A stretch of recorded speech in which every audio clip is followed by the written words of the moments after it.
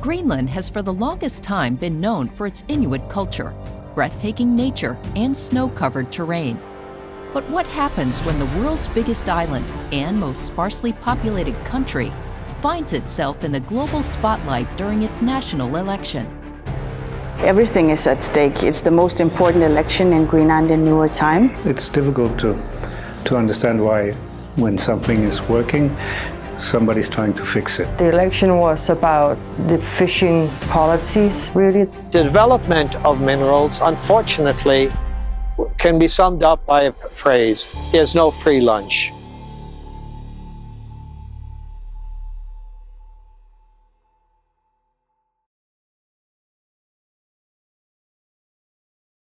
The Inuit first arrived on Greenland about 1,000 years ago, around 1200. They encountered the Dorset people and Norsemen who disappeared over time. In 1721, Danish colonization began on the west coast and subsequently extended over the entirety of Greenland.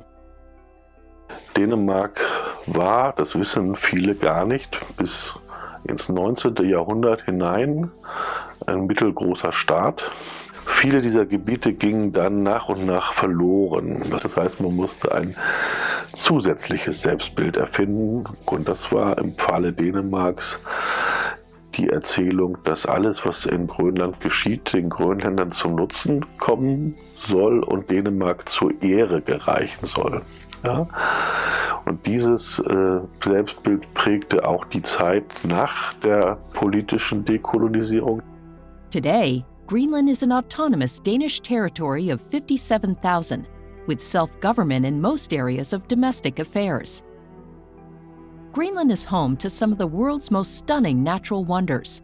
More than 80% of its land area is covered by hundreds of meters of thick white ice. It has an average personal gross income of $40,385, roughly half of Denmark's. Nuuk is the capital of Greenland with 20,000 inhabitants. It's not only the political, but also the economic center of the country.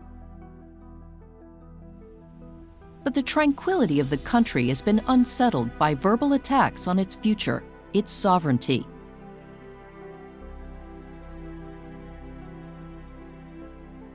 Aya Chemnitz has been a member of the Danish National Parliament, representing Greenland for more than 9 years. And I remember the first time I came into the Danish Parliament, I was quite shocked that no decision about Greenland was something that I was involved in as a Greenlandic representative. Everything was being dealt with by Danish politicians, and that's why my saying for more than 20 years, "Nothing about us without us," has been very important for me, but of course also for the government of Greenland. Greenland's future independence from Denmark has broad support across Greenlandic society. You know, independence is the end goal for us, and of course there's a lot of attention on when will Greenland be independent, and I think it's more important to ask the question, how will we be independent? And in many ways it's also focusing on business development, it's focusing on reconciliation between Greenland and Denmark, it's focusing on making sure that we can take more responsibility, more authority over areas which should be dealt with here. Und heute, wenn Menschen in Grönland vermehrt Fragen stellen und eben Traumata, die sie plagen, ja, erkennen, wo die herrühren, nämlich durch Politiken, die als Assimilation und Übergriffigkeit aufgefasst wurden, dadurch eben entstanden sind, dann wird das seitens Dänemark, das ja auch immer noch diesen jährlichen Betrag von 1,5 Milliarden Euro an den grönländischen Haushalt bezahlt, oftmals als ein Zeichen von Querulanz oder Undankbarkeit ausgelegt. Und das schafft ein sehr, sehr ungleiches Verhältnis in dieser Union. Free association is a path now discussed for Greenland's post-independence future. Es gibt ja, glaube ich, 5 freie Staatenassoziationen auf der Welt, übrigens ganz unterschiedliche Modelle. Also es gibt überhaupt kein Modell, dem man da folgen muss. Man könnte auch einfach ein 6. erfinden. Man müsste ja allein die Vereinten Nationen davon überzeugen und könnte dann sogar Vorreiter sein. Eine unglaubliche Haltungsänderung. Das ist noch nicht Common Sense in Dänemark, Aber die Wahrscheinlichkeit, dass es Grönland gelingt, so etwas auszuhandeln mit dem alten Partner Dänemark, diese Chance ist tatsächlich so groß wie niemals zuvor.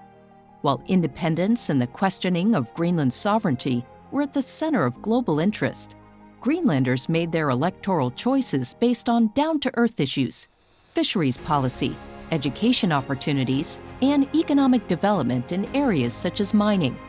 And as you know, international media mostly, and a lot of Danish media as well, have mostly focused on the Trump triangle, the Trump, Greenland, and Denmark, and very small country Greenland who wants to be independent, and the very big Trump on the other side. And in many ways you can say the interest that we're seeing from the outside is of course affecting the election, but the focus is very much more on everyday life here in Greenland, as you probably hear when you talk to people. The most important economic sector in Greenland is the fishing industry. The most important resource besides the human resource is the fisheries. And you could say that almost 100% of every export that we have is from fisheries. The fishing industry is where the money comes from at the moment, and the block grant from Denmark. And if the block grant from Denmark decreases or disappears, where does the money come from? Mickey Bruns is the CEO of Polar Seafood, Greenland's biggest privately owned company. His father co-founded the company in 1984. Our ancestors were fishermen and huntsmen. My great-grandfather was a kayak hunter, so we have always lived in harmony with nature and only harvested what we needed. Our main markets today are China and Japan, with more than 50% of our products going there.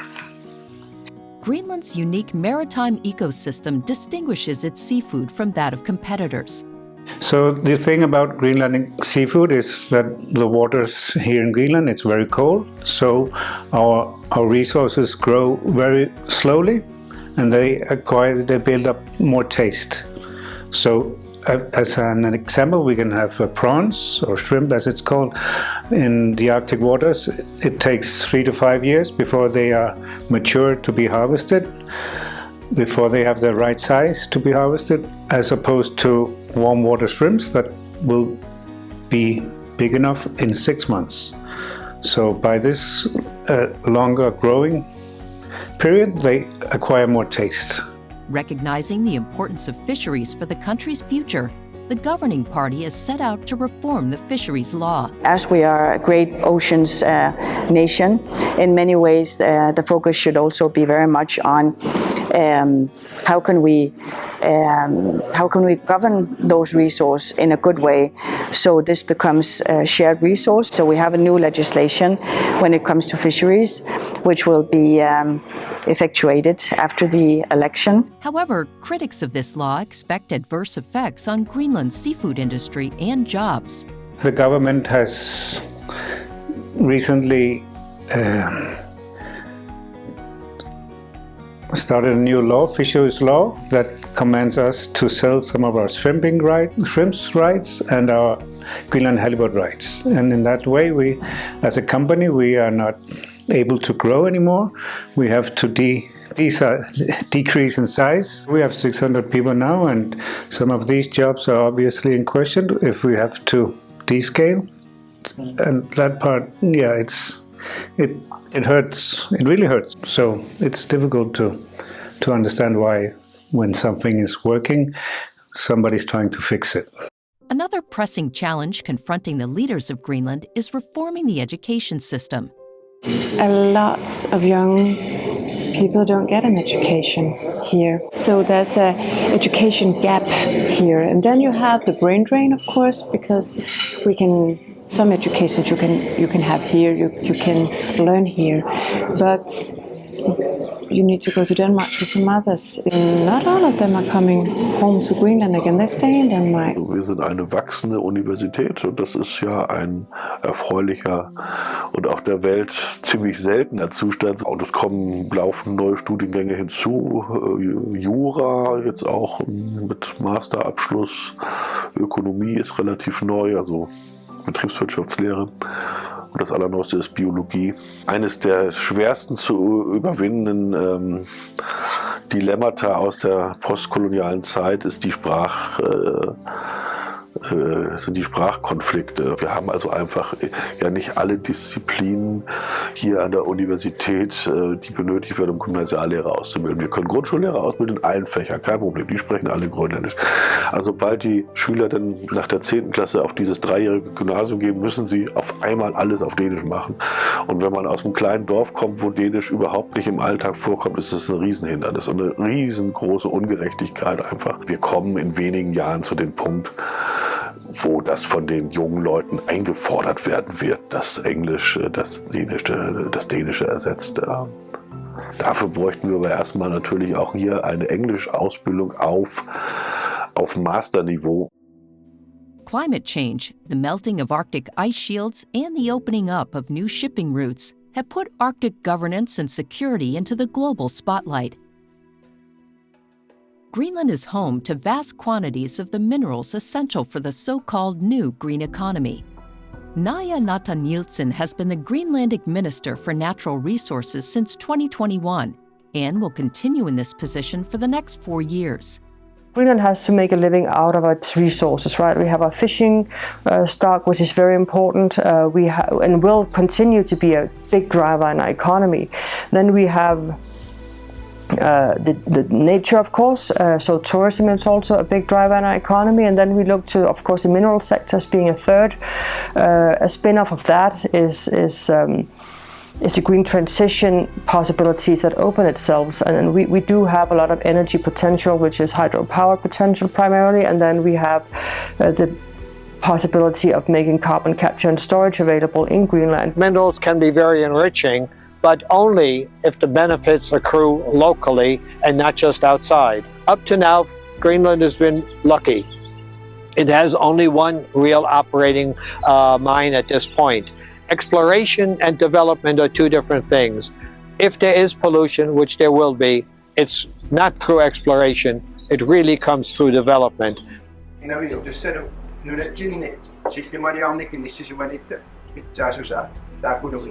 I would have access haputi of the lentins and the my west was Marapunga is in the someone and not by the south of Kitchen Peninsula was about still distributed. EO Billy office set here as well. It's just haputi of the biggest she was EO could be sorry up to dance and just say had first percentage we send the tin for you. The mama's EO penny supporting of this by the tin and also as it is.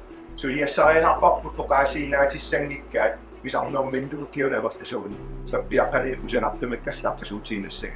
We also need to think of something which is too often neglected. People who live and work near where mining is done actually suffer with the pollution. They suffer with the health. So they need to be even better considered. The Greenlandic government has made community engagement and economic development a priority, from traditional mining projects to carbon capture and storage. I think it's important that the local business communities really feel the effects of the mines much sooner than they do right now, but also that the local communities are sure to have a benefit from the mining. So that's the main focus on the alterations we want to make with the IBA agreement. No place in the world has there ever been mineral development without pollution, without an impact on the environment. So the question is minimizing to the maximum extent possible the impact on the environment. This means not just using the best technologies anywhere in the world, but also demanding that better technologies are researched so that you use them.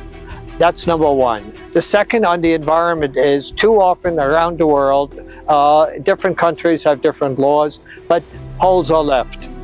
You need to restore the land to its original condition as best as possible. One caveat on it is you need to make sure that the company does not go bankrupt. So therefore you need to ensure that every few years, let's say 5 years, max 10 years, enough money is put in reserve to restore the land. We align our legislation with many other mining jurisdictions, and we look, of course, mostly to Canada and Norway because they have very good, I think, legislation and rules and regulations around their mining and their oil and gas. So we try to model ourselves after that. So I think already we have comparable management of our sector. After an intense election campaign, the national election took place on March 11, 2025.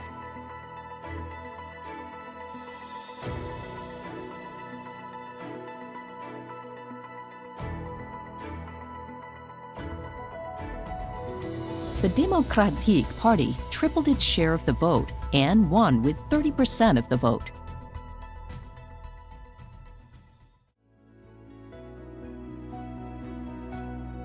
So again, what happens when the world's biggest island and most sparsely populated country finds itself at the center of global attention during its national election?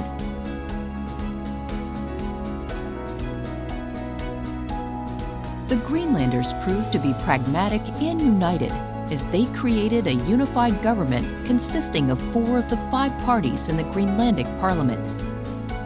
It was formed on March 28, 2025.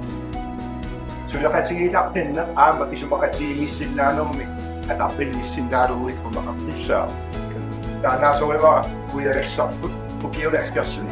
Massa kopissa pisu. No nasso pisu saapidoppaisi sulla katsimissinnaano joka oli semminkin pitää olla solskivit.